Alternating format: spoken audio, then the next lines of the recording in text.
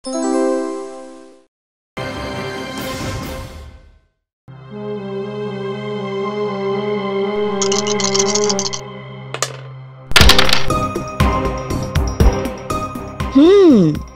তোমার চাল।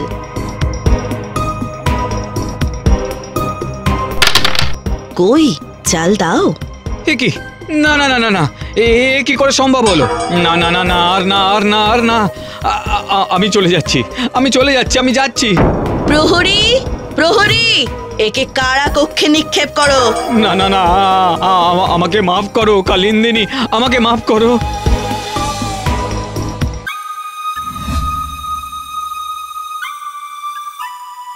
$2000, 62, 63, 64। হ্যাঁ গো, এবারে কতদিন বাদে ফিরবে? তা যাতায়াত আর ব্যবসা বাণিজ্যের সময় মিলিয়ে মাস ছয়েক তো লাগবেই। ও বাবা, তা কোন দিকে যাবে এবার? উত্তরে, গাড়োয়ালের দিকে। সে কি গো, ওই দিকের পথ তো শুনেছি খুবই দুর্গম, জঙ্গল পার হয়ে যেতে হয়। সে তো হবেই। তা বলি কি ঘরে বসে থাকলে চলবে বলো? আমরা হলাম সওদাগর, আমাদের তো দেশে বিদেশে ঘুরতেই হবে। তাই বলে গাড়োয়াল? শোনো, ওইদিকে খুব সওদাগরেরা খুব বেশি যায় না বলে জিনিসের চাহিদা বেশি, আর তাই মূল্যও বেশি পাওয়া যায় আর লাভও হয় বেশি। কিন্তু অত ভেবো না তো। আরে আমি তো আর একা যাচ্ছি না, সঙ্গে তো লোকজন রইলই। তা ফেরার সময় তোমার জন্য কি আনবো সেটা শুধু বলো। কিচ্ছু না, তুমি সাবধানে ফিরে এসো, আমি শুধু সেটুকুই চাই গো।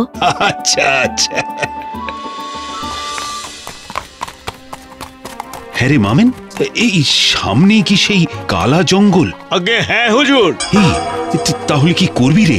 রাতে জঙ্গলে আশ্রয় নেওয়াটা কি ঠিক হবে? তাছাড়া তো কিছু করার নেই হুজুর, এই বালির মাঠে না পাবো জল না রান্নার কাঠ। তবে বেলাবেলি জঙ্গলটা পেরিয়ে যেতে পারলেই ভালো হতো। হুজুর, জন্তু জানোয়ারের ভয় নেই, কাঠ জ্বলবে, কেউ ঘেঁষবে না। আর তাছাড়া হুজুর পাহারা তো থাকবে, চিন্তার তেমন কিছু নেই হুজুর।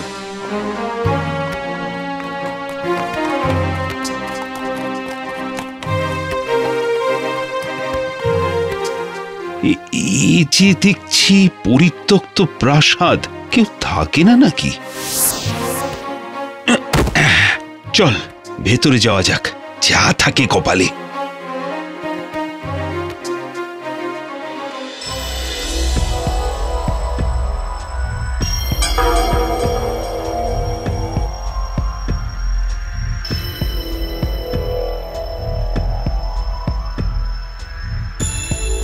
আসুন আসুন, মহারানীর প্রাসাদে আপনাকে স্বাগত। মহারানী? তোমাদের মহারানী কে? তিনি এই জঙ্গলের রানী কালিন্দিনী, তার নামেই তো এই জঙ্গলের নাম কালা জঙ্গল। তিনি আপনাকে দেখা করার জন্য এত্তেলা পাঠিয়েছেন। তাই নাকি? তা তিনি জানলেন কিভাবে আমাদের আসার কথা? আগে আমাদের রানীমা সর্বজ্ঞ, তাই তার রাজত্বে কেউ পা দিলেই তিনি বুঝতে পারেন। আসুন, আপনি আমার সঙ্গে আসুন। কিন্তু আমার সঙ্গে যারা আছেন? চিন্তা করবেন না, সে ব্যবস্থা আছে। আপনি আসুন আমার সঙ্গে।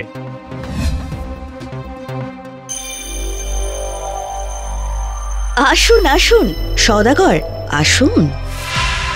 এই কে আছিস? অতিথির জন্য শরবতান। বাবা, এত দ্রুত শরবত কি আমার জন্য প্রস্তুত করাই ছিল? যা ভাবছেন তা সত্য। আমি আপনার আতিথেয়তার জন্য সবাইকে আগে থেকেই সচেতন করে রেখেছিলাম। নিন, গ্রহণ করুন। আমার জন্য এত আয়োজন, কিন্তু কেন? আপনি আমার অতিথি, আপনি তো উত্তরে চলেছেন, তাই না? ও, আপনার তো দেখছি কিছুই অজানা নয়। তা বটে, তবে এই পথে ব্যবসা করতে যাওয়ার আগে আমার ছাড়পত্র নিতে হয়। মানে? আমার রাজত্বের উপর দিয়ে যাচ্ছেন, আমি যদি আপনাকে না যেতে দিই কিভাবে যাবেন? কিন্তু আপনি যেতে দিবেন না কেন? জানতো আমি আপনাকে কিছু উপঢৌকন দিয়ে যেতে পারি। আরে না না, আমার ওসব কিছু চাই না। তবে আমার একটা শর্ত আছে। বলুন না, কি শর্ত? আমার সাথে দাবা কিংবা পাশা খেলতে হবে আপনাকে। আজব শর্ত তো। হ্যাঁ, তবে সে তো খেলাই যায়। বেশ, তবে সেখানেও একটা শর্ত আছে। কিরকম? আমার একটি বেড়াল আছে, যে বেড়ালটির লেজের উপর বসানো থাকবে 3টি প্রদীপ। খেলা শুরু হওয়ার সময় সে এসে বসবে। যতক্ষণ সে চুপ করে বসে থাকবে ততক্ষণ খেলা চালিয়ে যেতে হবে, থামলে চলবে না। কিন্তু এ তো ভারী অদ্ভুত শর্ত। একটু অদ্ভুত। এমনটা হয় নাকি? হয়েছে, হচ্ছে, হয়ে চলবে। হ্যাঁ, যদি আপনি খেলা ছেড়ে ওঠার আগে বেড়াল নড়ে যায় তাহলে আপনি খেলায় জিতে যাবেন ও আমার সমস্ত সম্পত্তি আপনার হবে। আর যদি না নড়ে? তাহলে খেলা চালিয়ে যেতে হবে। যদি থেমে যান তাহলে আপনাকে আমি আমার দাস করে রাখবো, আর আপনার সব সম্পত্তি আমার হবে। মানে ঠিক উল্টোটা, কিন্তু খেলতে আপনাকে হবে। কি মুশকিল, কি বিপদে পড়লাম। তবে বিড়াল সে আর কতক্ষণ চুপ করে বসে থাকবে? তাছাড়া পালাতেও যখন পারবো না। বেশ বেশ, আমি রাজি। বাহ, এই তো। তাহলে দাবা না পাশা? দাবা না পাশা? না, দাবা। পাশা পাশা। না না না না না, দাবা দাবা দাবা। দাবা সাজাও।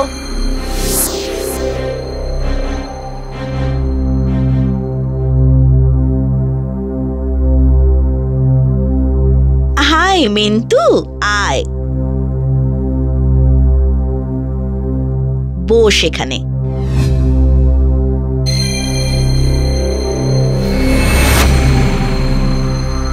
তাহলে শুরু করা যাক। আপনি অতিথি, তাই আপনি প্রথম চালটা দিন। এ কি? এ তো জাদু বেড়াল। না, ইচ্ছাধারী বেড়াল। মিন্টু সোনা, দেখিয়ে দাও তো তুমি কেমন ইচ্ছাধারী বেড়াল।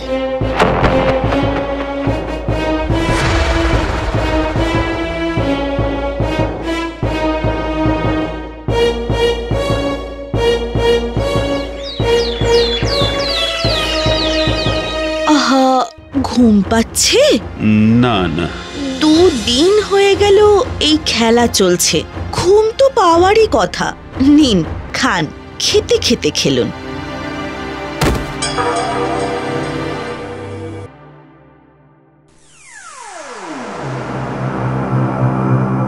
বছর ঘুরে গেল, এখনো কোনো খবর নেই।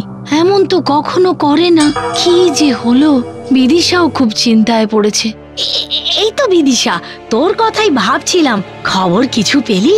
আরে, সেই খবরটাই তোমায় দিতে এলুম গো। আমার কর্তা ফিরে এসেছে, কিন্তু আমাকে কিছুই বলছে না। তুমি শিগগিরই চলো দেখি।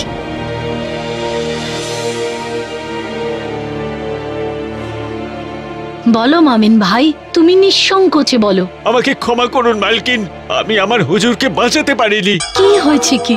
বলো বলো মামিন ভাই, বলো। শুনেছি তাকে বন্দি করা হয়েছে। হুজুর এখন শুধুই একজন দাস মাত্র। মানে? কিন্তু তুমি ফিরলে কি করে? ওই কালিন্দিনী মহারানীকে আমরা কেউ চোখে দেখিনি। শুধু ও চাকর এসে বলেছে হুজুর দাবা খেলায় হেরে গেছেন, তাই এখন সব সম্পত্তি তাদের। আমরা যেন ফিরে যাই। দেখা করতে চেয়েছিলাম হুজুরের সাথে, কিন্তু কালিন্দিনী বলেছিল, প্রাণে বাঁচতে চাও তো নিজের দেশে ফিরে যাও, চলে যাও এই পুরী থেকে, নইলে আমি তোমাদেরকে বন্দি করব। ধন সম্পত্তি গেছে, এবার প্রাণও নিয়ে নেব আমি। বিশ্বাস করুন সব চেষ্টা বিফলে যায়। শেষে ওরা আমাদের ওই পুরী থেকে গলা ধাক্কা দিয়ে বার করে দেয়। বুঝলাম। এখন কি হবে? এবার আমি যাব। মালকিন, আপনি? একজন নারী রাজত্ব চালাতে পারে, আর আমি ব্যবসায় বেরোতে পারি না। প্রস্তুত হও সকলে, কাফেলা প্রস্তুত করো। মালকিন, এই সেই প্রাসাদ।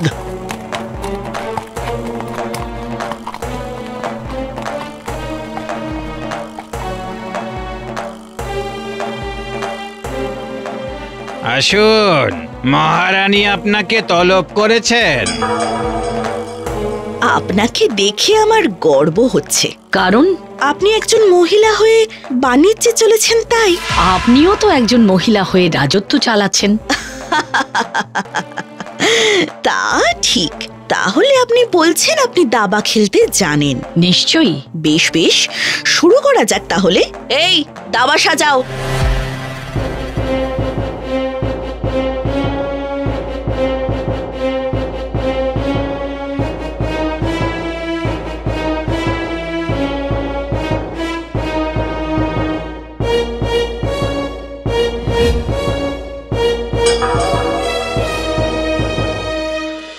শুরু করা যাক। আপনি অতিথি, তাই আপনি প্রথম চালটা দিন। বেশ। আহা আহা, কি চাল! মিন্টু, চোখ বন্ধ করে থাক। আহা আহা, কি চাল!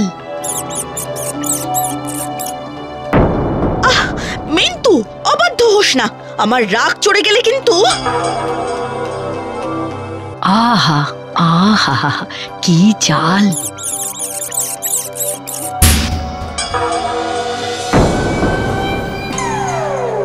কি সর্বনাশ করলি মিন্টু! সর্বনাশ তো বটেই।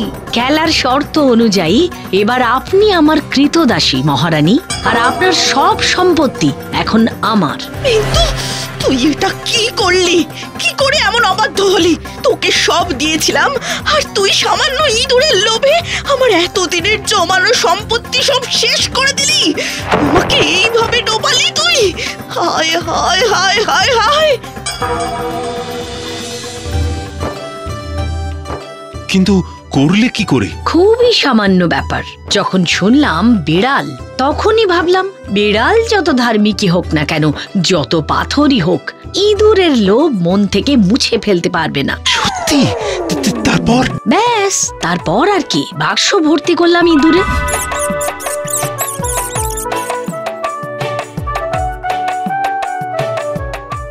তারপর শুধু মামিনকে বললাম কাছাকাছি লুকিয়ে থাকতে।